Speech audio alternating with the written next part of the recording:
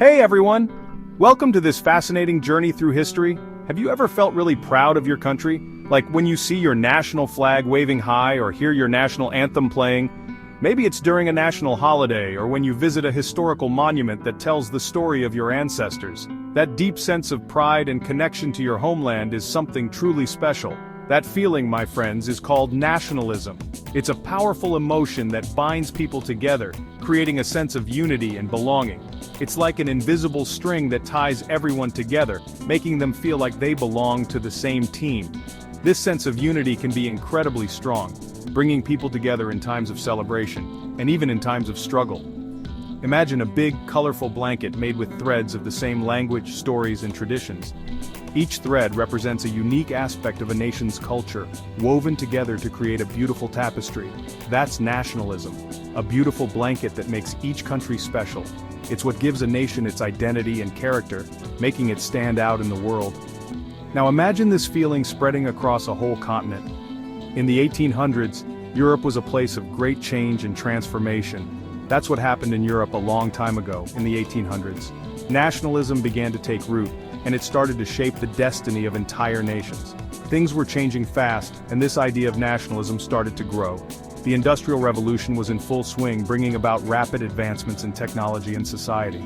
It wasn't just a fad, it was a super strong force that changed the map of Europe. Borders were redrawn, and new nations emerged as people rallied around their shared identities and common goals. It's a story of big changes, wars, and brand new countries popping up. Nationalist movements led to significant political and social upheavals, forever altering the landscape of Europe. Let's go back in time and learn about this exciting period in European history. We'll explore the key events, influential figures, and the lasting impact of nationalism on the world as we know it today. Our trip starts in France, where lots of revolutions began. It's 1789, and France is about to change big time. People were poor and treated unfairly, so they stood up to the king. The French Revolution wasn't just about getting rid of a king, it was about people taking charge. It was about freedom, fairness, and being united, powerful ideas that spread all over Europe.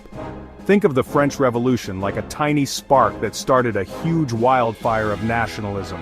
As French soldiers marched across Europe, they spread these revolutionary ideas, inspiring others to fight for their own freedom and unity.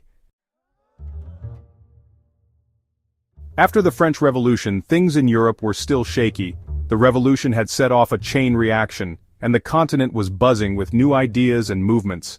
The old ways of monarchies and empires were being questioned, and people were hungry for change. It was like the ground rumbling after an earthquake as the ideas of freedom, fairness, and unity kept shaking up old empires and kingdoms. These ideas were not just whispers in the dark, they were loud and clear, echoing through the halls of power and the streets alike. The desire for a better, more just society was palpable. From the streets of Paris to the big cities in Germany and Italy, people wanted things to be different. They were tired of being ruled by distant monarchs who didn't understand their needs. They wanted a voice, a say in how their lives were governed. The streets were alive with protests, and the air was thick with the scent of revolution. They wanted to make their own rules, celebrate their own traditions, and be their own countries.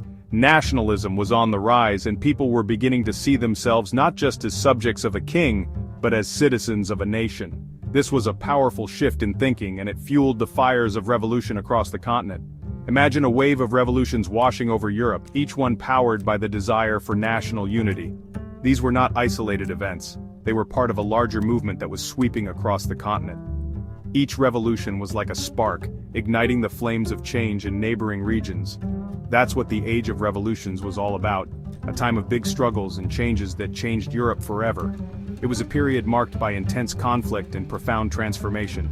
The old order was crumbling, and a new Europe was being born, one that would be shaped by the ideals of liberty, equality, and fraternity.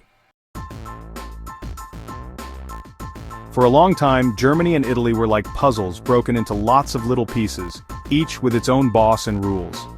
These regions were divided into numerous small states, duchies, and kingdoms, each with its own government, culture, and even language dialects. This fragmentation made it difficult for the people to see themselves as part of a larger nation. They were more loyal to their local rulers than to any concept of a unified country. This situation persisted for centuries, creating a complex and often chaotic political landscape in both regions. But nationalism was about to change that. Nationalism is a powerful force that can unite people who share a common language, culture, and history. In the 19th century, the idea of nationalism began to spread across Europe, inspiring people to think beyond their local allegiances and consider the possibility of a unified nation-state. This new way of thinking encouraged people to come together and fight for a common cause, leading to movements that aimed to consolidate these fragmented regions into single, cohesive nations. Think of it like putting a puzzle together, where each piece is a different state. Just as a puzzle forms a complete picture when all the pieces are correctly placed, the unification of these small states would create a new, stronger nation. This process required not only political maneuvering but also the support and participation of the people who lived in these regions. It was a complex and challenging task, but the promise of a unified nation was a powerful motivator. In Germany, a clever leader named Otto von Bismarck used smart talking and some fighting to unite all the German states under Prussia. Bismarck was a master of realpolitik, a political strategy focused on practical and pragmatic solutions rather than ideological principles. He skillfully navigated the complex political landscape, forming alliances and using military force when necessary to achieve his goals. Through a series of wars and diplomatic efforts, Bismarck succeeded in bringing the German states together, culminating in the proclamation of the German Empire in 1871. At the same time in Italy, a popular leader named Giuseppe Garibaldi and his Red Shirts fought to unite the Italian peninsula. Garibaldi was a charismatic and passionate leader who inspired many to join his cause. His Red Shirts, a volunteer army, played a crucial role in the unification process. They fought bravely in several key battles, overcoming significant obstacles to bring the various Italian states together. Garibaldi's efforts, along with those of other key figures like Count Cavour and King Victor Emmanuel II, eventually led to the establishment of the Kingdom of Italy in 1861. The unification of Germany and Italy were huge events. These moments marked the culmination of years of struggle, negotiation, and conflict.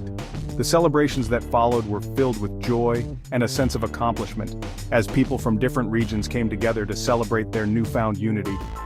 These events also had a significant impact on the political landscape of Europe, as the creation of these new nation-states shifted the balance of power on the continent. They showed how powerful nationalism could be in bringing people together to make new countries. The unification of Germany and Italy demonstrated the potential of nationalism to transform fragmented regions into cohesive, powerful nations. It also set a precedent for other nationalist movements around the world, inspiring people to fight for their own national identities and independence. The legacy of these unification efforts continues to be felt today, as the modern nations of Germany and Italy remain key players on the global stage. Section 5. Symbols of a nation, more than just pictures. Think about a flag waving in the air, a song that makes you feel proud, or a special symbol that represents your country. These aren't just pictures, they're powerful ways to show national identity. When nationalism was growing, symbols were super important for uniting people and making them feel strongly about their country. For example, the French flag with its blue, white, and red stripes became a symbol of revolution and freedom. These symbols weren't just random designs, they meant a lot to people. They represented their history, their struggles, and their hopes for the future. Section 6. The cultural tapestry: art, music, and folklore. Nationalism wasn't just about politics and borders, it was also about art and culture. Think of it as the heart and soul of a nation, expressed through music, stories, and paintings. Artists like Eugène Delacroix in France and Caspar David Friedrich in Germany made paintings that celebrated their country's landscapes and history. Musicians like Giuseppe Verdi in Italy wrote operas that made people feel patriotic. Old stories passed down through families were remembered and shared, reminding people of their shared history. These cultural things helped people feel like they belonged and made them proud of who they were.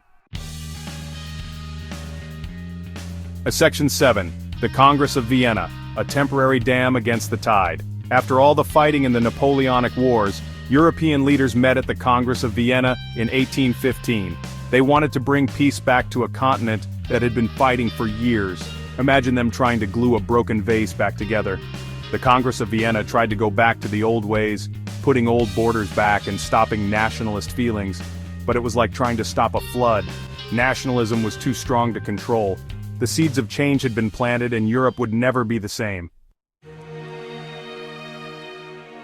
Section 8. The enduring legacy of nationalism. The rise of nationalism in 1800s, Europe changed everything. It created new countries, changed borders, and caused big conflicts. But nationalism is complicated. It brought people together but also caused rivalry and fighting between countries. Even today, nationalism is still a powerful force in the world, shaping how countries get along and influencing what happens in history. Section 9. Conclusion: Nationalism, a force for change. We've seen how nationalism, like a powerful river, has changed history. It's brought people together and torn them apart, led to progress and caused conflict. Understanding nationalism in Europe is super important for understanding the world today. It reminds us that what happened in the past still affects us now, and will shape the future. As we move forward, it's important to remember that we're all human, no matter what country we come from. By understanding each other and working together, we can make the world a more peaceful place.